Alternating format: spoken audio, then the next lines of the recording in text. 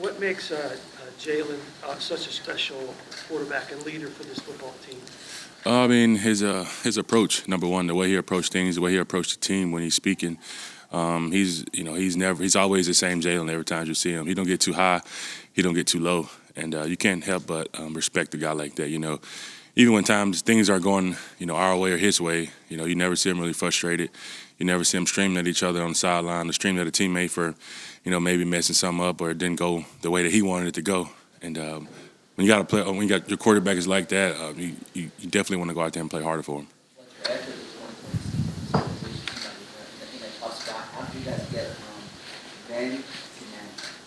I mean, just building, right? I mean, it's always hard when you come from a bad season, and you always want to know how you're going to approach it. How is the team going to approach it? How the guys in the locker room are going to approach the next year? And I think so far that we've been doing a good job at it. Howie's been doing a good job at it.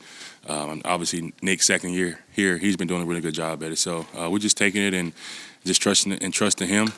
He leading the team, and he letting the leaders lead the team, and we're just going from there. Having been to a Super Bowl and been through all that comes with it, what would be your best piece of advice to some of your younger teammates? Just try to stay on your same routine. It's going to be hard, which is always hard. You're not in your normal building every day. You get to wake up, in a hotel every day. Just try to stick to your normal routine. Don't change nothing. Making sure that, if you were watching film here at 8 a.m. or 9 a.m. with a teammate, then making sure you're doing the same thing. If you're taking care of your body at these times of the day, like me, I do cardio every day. So, I've been looking for a place, obviously, to do cardio every morning before my day gets started. So just little things like that, I just try to tell the guys, just remain the same. Some guys play 15 years in the league, don't get to one Super Bowl. How fortunate do you feel you've had now two shots at this and won the first one? And that's not a lot of guys do that. I mean, it means a lot. I've been, cherishing every moment, living in the moment. The moment is right now, which is today. And, just got done with our walkthrough, obviously, just soaking it all in, letting all the guys know that, hey, man, we got a chance to do something special. And we really do. And that's going to start, with us, making sure that we have a good practice today and, take that energy and the momentum on to Arizona when we get there into practice. What's the key to slowing down Mahomes? I mean, he's a good player. He's a great quarterback. I mean, their offense is really good. Probably going to be it's a big test for us. Probably going to be one of the better offenses we've seen all year. I mean, he don't take a lot of hits. He don't take a lot of sacks. I mean, obviously, he gets the ball out, know where it's going, and that's going to be the challenge for us. With the guys that you added on the D-line and the rotation, how do you feel at this point in the year as compared to years past? Do you feel fresher? Yes, very fresh. I think I played maybe 28 snaps last week in a championship game, NFC championship game, which was probably I felt really good. And when you can do that and you keep, guys fresh in the way that we rotate, I feel really good coming out of that game. Back to what you were talking about before. Are the emotions any different than they were 5 years ago getting to this one? Oh, absolutely. I mean, this feeling never gets old, and I don't think it'll ever get old. You work so hard to get to this point, and and in reality, it's 32 teams, and only 2 teams get to go. So this feeling never get old, and you have to enjoy it. Circle back to what you were talking about before about turning things around after 2020. When did Nick win you over? I mean, obviously, he won me over. Obviously, they, when he got here, and all new coaches, right? You got to create a relationship with them. And once we create that relationship, coach to player and player to coach, and that relationship is good, and you understand each other and respect each other.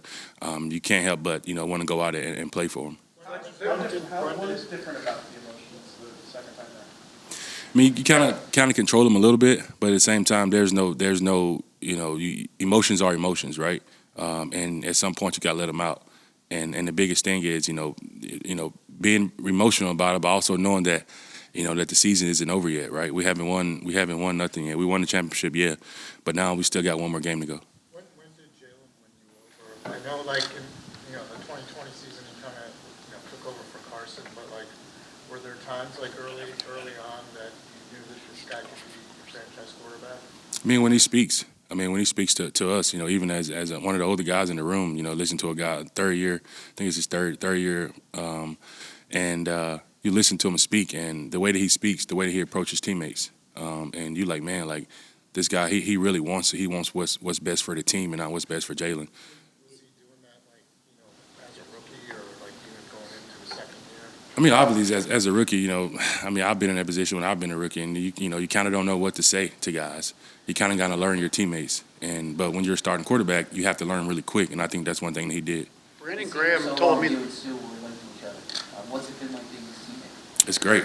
It's really great. I mean, Sue get along, man, really good. He's a really good teammate. I'm so glad that we have him here because, he's taught me some things. I've taught him some things. Obviously, we play the same side of the defense, and we talk a lot. We just asking how they're attacking you, how they're attacking him, and ways we can be better at getting after it. So it's been a pleasure, definitely, playing with him and having him here. Brandon Graham Coach, told I me think yesterday there's- that I you think had. there's like 12 players from Mississippi in the Super Bowl, both sides. What do you think is it about Mississippi that so many of you guys come out of it? I mean, it's special to have that many guys from Mississippi. Who would have thought, you have 12 players playing in the Super Bowl. A lot of those, all of us come from smaller towns. Me and Kenny, obviously, AJ and he's from Starkville. A couple of us went to school in the state of Mississippi, so we all get to represent the state of Mississippi, and it's very special. Brandon Graham told me yesterday that he thinks you guys have way more talent on this Super Bowl team than the one 5 years ago. Do you agree with that?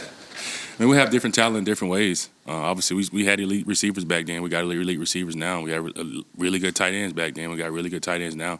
It's really hard to compare those two teams. It was so many different personalities, and that's the biggest thing. This team the personalities are way different, from the 2017 team to this team. They're really good teams. And the biggest thing about it is now we're only really good players, but really good dudes, like really good teammates. And I think that's really the most important part of kind of what got us, to this point. Because nobody in that locker room thinks that they're better than the next person. And when you got that, I mean, it's hard to beat guys that connect and compete the way that we do. How are the personalities different? I mean, it's a newer generation, right? You got younger guys. Back then we had some older guys that's been around the league for a while. Now you got some guys second, third year, in the league that's doing this. Obviously, so it's different. I mean, it's 2023, so the personality definitely be different. BJ, two more and we'll get Lane in. Who I think we win? Man. Probably 2017. BJ said the other. That's 20, 25, 30 minutes of low-level cardio. Nothing crazy, just beating the body up, just something to get the day going. Is that something you've always done, or is that where you are? Well, just where I am now, in my career. I didn't do it early in my career, but obviously, older you get, more ball you play, you kind of want to find something and get into an actual routine where you can start your day and get going. I think it's pretty well known.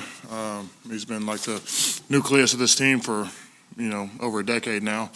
I just think with how he plays, with his emotion and his passion for the game, I just think it bleeds into everything we've been trying to do here for years, the culture. And, I think all that stuff is just because what kind of person he is off the field. So I think it goes, hand in hand. What kind of differences or similarities do you see between Jason and his brother Travis?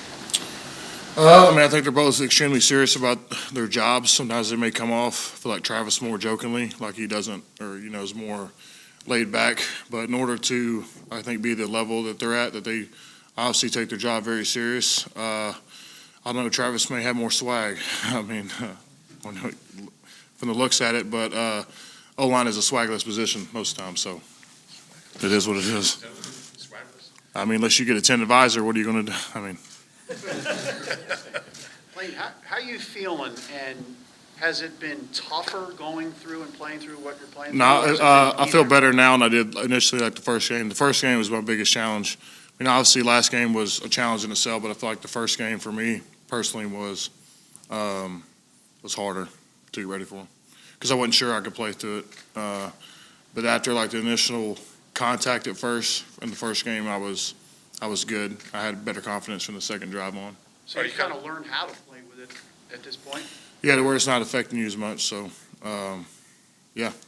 So I feel like it is what it is, but it's not bothering me to the extent that I feel like it was earlier. Are you able to kind of play without it on your mind, or are you just out there kind of playing?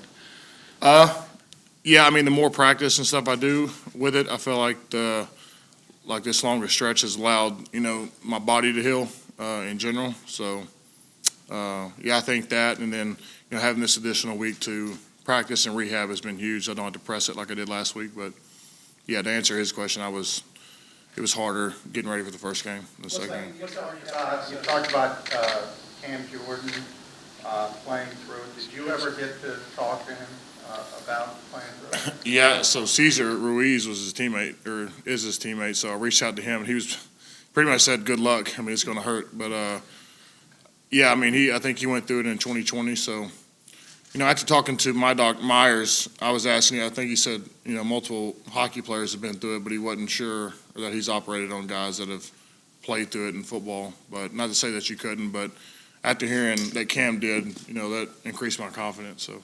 What kind of bond has there been? What does look like, during the weekend? I guess who are some of the people behind the scenes that help you with that? Our training staff, I'm a trainer at home. When I come in the building, usually treatment in the mornings, before practice, after practice, and then when I get home, do stuff on your own. So that's really been the system for the past month. What kind of bond has been Sort of stuff for you as a Hall of Famer one day. Do you think of yourself that way? I don't know. It's a tough question. I feel like, there's obviously a lot of work to do. I feel like ability-wise, I feel like, I can play with some of the great ones, but I feel like, there's still, work to be done. What kind of bond has been developed between the four guys? Okay, go ahead. A little older, a little wiser, a little balder. I'm enjoying it. I feel like the first time I didn't really, document as well as what I like, as far as pictures and memories. It was a quick week, and it was the first time going there. But the second time around, my goal is to put as much work in, much focus in as I can, but at the same time enjoy it. I feel like Friday will probably be our real time to enjoy it, maybe with our families or have a dinner. So as long as they're having fun and everybody else is good, that's what the Super Bowl's about. Do you appreciate this more just because of everything you've been through the last few years especially? Yeah, most definitely. When you go through injuries or mishaps or anything, I feel like your perception grows different from some of the experiences you learn. So, I'm more thankful. I feel like when you miss time on the field or you're away from the game, every time you come back, you feel blessed to be where you're at. What kind of bond exists between the four guys that remain from that team, the four core ones who've been here for at least 10 years? And is there any additional kind of attachment at this point that you guys realize that this could be the last time you play together? Just what an incredible ride it's been with those guys, Kelce, Fletch, and BG. It's very fortunate to be in this position. Not a whole lot of players get to experience it, with a core group of guys. But, going forward, just like the last interview after the game, I was like, I'm thankful to be with these guys, them showing their emotion after the game. I know how much it means to them. They don't have to say anything. I've been around them for all these years. I know how they operate, and I know how much it means to them. So, it goes unsaid that I just want to give it everything I have for the next whatever days it is till the game's over, and that's really all you can do. But enjoy it along the way. Last one, and we'll get Kelce in. From your perspective, how did that rebound from where you were at the end of the 2020 season to where you are now? I think initial excitement came with some of the moves that we had. I feel like when you make some of those additions in the offseason, you can tell, well, that piece is going to help out a great deal. All this player is going to help out a great deal. And then I feel like the adjustment that we made in season, bringing Sue and Limbaugh here, was amazing and just spoke, I feel like, to the sense of urgency of what we're trying to accomplish this season. And as we played, you could see that we were very talented. We had a couple of mishaps there at the end of the season, but I feel like those were not good. But if there was a loss to learn from, I feel like to have a wake-up call would be right before the playoffs started. So, all that together, I feel like it's been a great year, but you could feel it really in the offseason last year, what we were trying to accomplish. Or 7 years. 7 years, my bad. 7 years. Just making sure I'm not. But still, it's a long time, a couple coaching changes. Did you ever wonder if you'd get to one, and how special is it getting to two? Yeah, getting to one's hard. Getting to two is obviously an incredible feat by the organization, all the guys here that have made that happen. I think Brent Selleck actually talked that year, and I think he knew that the team was really special, and he was a guy that had been around for a long time at that point. And I remember him talking to the offense before the first game about how he had went to the NFC Championship his second year and how he thought he'd just be back there every year, or we'll get him next time. And, took him another 8 years after that, or 9 years to get back there. So I think it was kind of, hey, there's a sense of urgency here. We have a really good team. We have a great roster. You're only going to get so many chances to do something special in this league. And he realized it very early on that year that we had a chance to do something great. And, I think you go into every year, quite honestly, thinking you're going to go to the Super Bowl. It's hard to go into a year like not expecting to be great. It just doesn't happen often.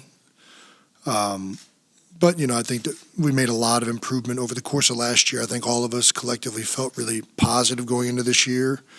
And we made a lot of acquisitions that we felt were going to improve. But you never know until you start playing. And, once we started playing, I think we all realized that, we have the talent to make it happen. It's really going to come down to, how well we execute, how well we prepare, how well we take care of the football. Really just all the things we can do to not beat ourselves, and that's going to probably dictate how far we go. So, what kind of reservations did you have about starting a podcast while you're still a player? So, big one was if the season goes poorly, it's going to look like a really bad look, right? And luckily that hasn't happened. I think, obviously you worry about it being a distraction. You worry about it potentially being viewed as something that's like taking away from the team or your preparation. But I think when we really looked at it, first of all, there's some other cases that have happened with either it's Bussin' with the Boys. The Draymond Green podcast had done really well in the NBA the year before when they won a championship. So I think all of these things happening with players still playing and doing the podcasts and having success on the field, that was probably the thing that really caused us to be like, you know what, we can do this, and it won't be all these negative things. It kind of quieted, I guess, those reservations, because I think the positive was, and Travis and I had thought about doing it for a couple of years, was, we get to talk to each other every week. We get to have fun.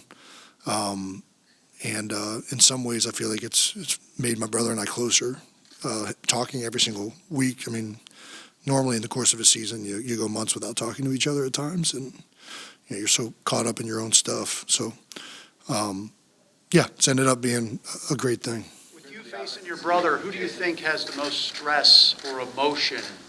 Your mom, your dad, you, your brother, family? I mean, what's it going to be toughest on? I think it's always stressful for the people watching.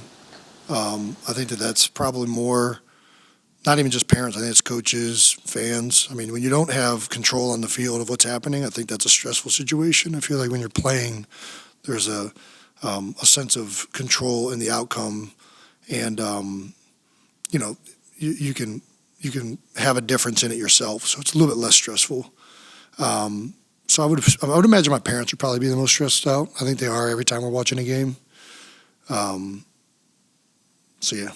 What's the best way to describe how your relationship with your brother has evolved over the years? I grew up the older brother, so I was in a much more mature, which I don't know if that's a good word to describe me, but I was more mature than him. I think when you get to a certain point, being brothers, it becomes more of a peer relationship and more of, I think, I'm no longer, telling him what to do or showing him the ropes or trying to offer guidance as an older brother. Now it's more as, just a friend, and it's a different type of brother, right? And he does the same for me. I get advice from him now, which growing up didn't happen too often. So I think, the dynamics changed a little bit in that regard. We get to genuinely just enjoy each other's personalities and, who we are as individuals. And I think that makes it fun. The offensive scheme, Jason, we hear a lot about Stout's design of the run game and Shane's play calling. Do you think that from the outside, Nick's contribution to the offensive design is maybe underrated? I don't know. I don't know what Nick's, how people perceive Nick's contribution to the offense. I think Shane and Stout deserve all the credit in the world. They do a tremendous job each and every week. The head coach always deserves the ultimate credit. That's just the way it goes. With all the glory, with all the negative stuff that the head coach gets put on his plate, he should also get the positive. His atmosphere and culture that he's built within this building is a really big reason why the coaches have flourished, why the players have flourished. That's what a head coach's main role is, whether he's calling the plays or offensively, calling the plays defensively, managing the game.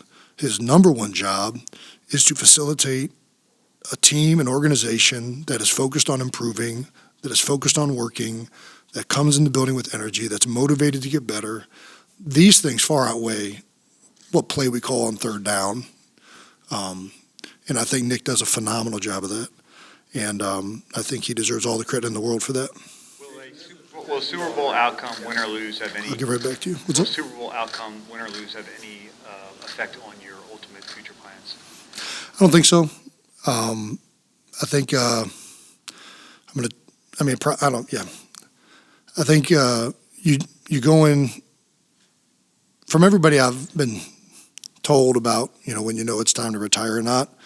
You just know when you know, and it's going to be when you don't want to play football anymore. And I don't think that winning this game is going to determine whether I want to continue to play football or not. I think, I remember talking to Stout maybe 2 years ago, and I was like, I don't know when that time's going to come or when I'm not going to, how I'm going to know when to stop. He's like, you'll know. And I was like, he's like, you won't want to do it anymore. I was like, I don't think that's ever going to happen. He's like, no, it'll happen. Trust me, it'll happen. And, Howard Mudd, before he passed, gave me the advice, when in doubt, don't. He said, you can use that for anything, by the way, not just retirement. I think, I don't know when that's going to happen. Obviously, I contemplate it every offseason at this point, but I'm just going to appreciate the next, week and a half now with the guys in this room and all the coaches, and hopefully put together another special game for the season. Yeah, I'm nervous about it. I don't know if she can flip a coin. I'm going to be quite honest. I've never seen her do it, but we could get her some coaching, I'm sure. That'd be pretty cool, but I'd imagine the NFL's got some awesome options for that as well. So we're getting enough publicity in this game. I don't know that we need to keep going that far. Circling back to coaches, you've been here through the coaching changes. Mm-hmm. Every coaching change that coach has had success pretty quickly. Yeah. Is not the norm elsewhere. What do you think has been the secret, for lack of a better term, to Yeah. success of coaches? Well, I think we're a great organization. I think that, if you look at through all the change, I really do think the Eagles have done a phenomenal job of keeping pieces and parts that they think will hold everything together so that it goes and there's good buy-in and there's still a solid culture and foundation to build on. Jeff Stoutland's been here for 10 years now, and he's been here this is his third head coach he's been here with. And, that's not common in the NFL when there's coaching changes, that you retain somebody that many times. There's many people in this building that have gone through these coaching changes, including, we just mentioned the 4 guys that have been here, myself included, for a decade plus now. So I think, the blow it up method is hard to reload everything with. I think when you have a good culture established that far precedes me. This culture was established, I would say, with Andy Reid. Maybe they would say, those guys would say even before that. We have a great locker room. We have a lot of guys that care for one another. And I was brought into that as a young player. And, I think that the organization has done a phenomenal job of continuing that through all of these changes, as well as, I think Howie, as much as people have not given him credit for a lot of things in the past, it's hard to not give him credit this year. He's been, quite frankly, and the whole front office has been really, really good at finagling these changes and moving things around and getting rid of contracts that you didn't know whether that was going to be able to happen. And I mean, they've done a phenomenal job of that at every step of the road when we've had to kind of retool. So I think probably both of those. Last one, please. As well as making good head coaching hires. You guys obviously have a very good offensive line and a lot of accolades. Isaac, for whatever reason, seems to be the least represented when it comes to that stuff. What has he meant to this team this year, especially coming back from the injury, moving from the left side to the right? Yeah, I keep telling him he needs to start a podcast. He'll start making the Pro Bowl, and it'll be great for him. Isaac has been a really special player in this building for a long time, and we've all known that. And I'm glad that he's starting to get the recognition publicly. He's a guy that can play any position up front. At 1 year he played tight end, tackle, guard, and center. He's incredibly smart. He's incredibly physically gifted. I think sometimes he's so smart that he doesn't get credit for the physical capability that he has, which is tremendous. He had a catastrophic injury last year. I remember being very emotional about it because I know the severity of that injury. And he's come back and, has been out there every step of the way and has had a tremendous year coming off of that injury. So, and then on top of that, he's the constant professional, like the best teammate you could ask for. Very willing and able to assist his teammates, whether it's in the meeting room or on the field. He doesn't talk as much as I do, which is good because when he does speak, you realize how important it is, and it comes with more meaning. And if we had two people talking as much as I did, nothing would ever get done. So I think it really helps having his personality for me, quite frankly, in my own psyche. And I think that a lot of guys feel that way.